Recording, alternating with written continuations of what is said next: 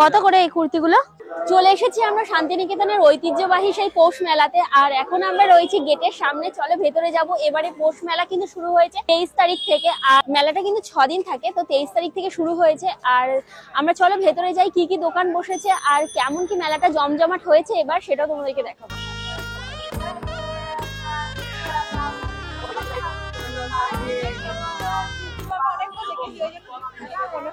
তাই? হ্যাঁ,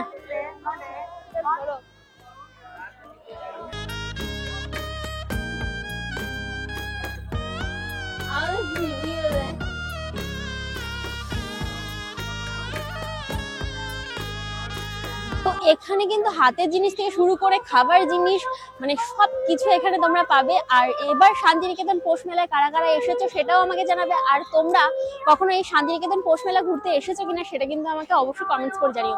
আমি কিন্তু প্রতি বছর আসি।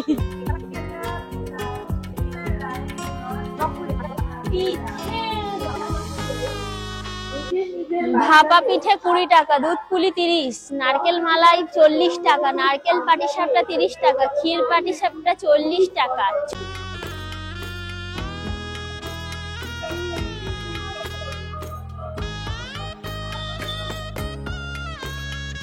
চলে এসেছি দেখো ব্যাগের দোকানে, আর এখানে কিন্তু কত সুন্দর সুন্দর ব্যাগ পাওয়া যাচ্ছে আর খুবই কম দামে। কিন্তু এই শান্তিনিকেতন পৌষ মেলায় অনেক কিছু পাওয়া যায়, তো ব্যাগের দামগুলো কিন্তু অন্যান্য জায়গার তুলনায় অনেক কম এখানে। এই ব্যাগগুলোর দাম কত? 160। 160 বলছে। একটাই চেন নাকি করে সেই বাজে পাখিগুলো? এ পাখি এ বলছে পাখি বলছে, দেখি কোনগুলো বলছো?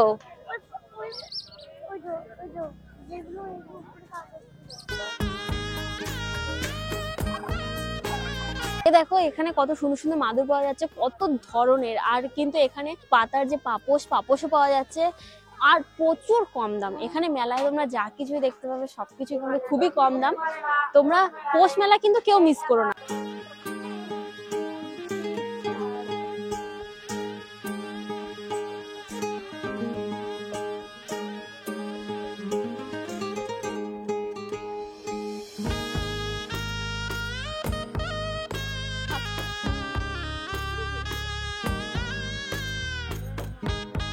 হলো ম্যাগনেট, সেই ফ্রিজে চিটিয়ে রাখার জন্য।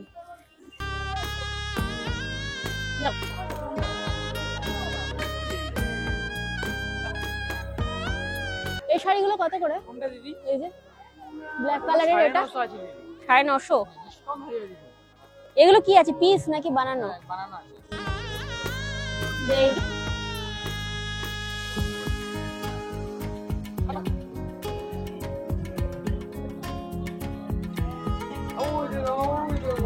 কত করে এই কুর্তিগুলো?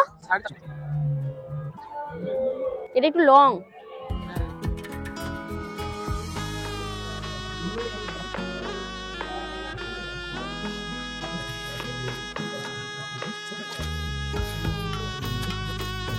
শীতের জন্য কত করে এগুলো? 850।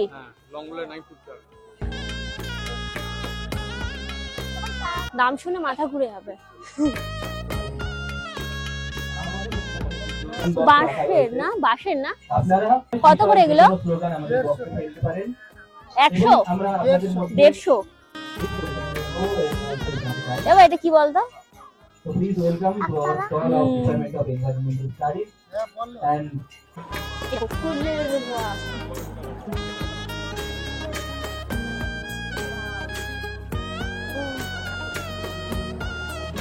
এটা বন বিভাগ।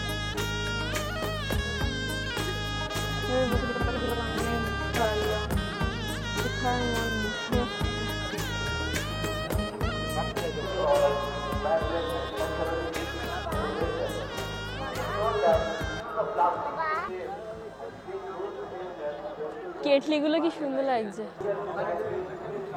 আমরা চাষ করি আনন্দে।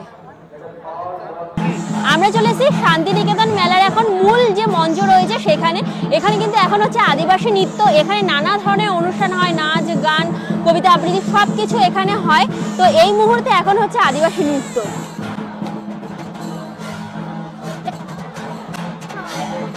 এরকম সুন্দর সুন্দর রাখতে পারবা, দেখেছো কত সুন্দর এঁকেছে না, বুঝতে পেরেছো?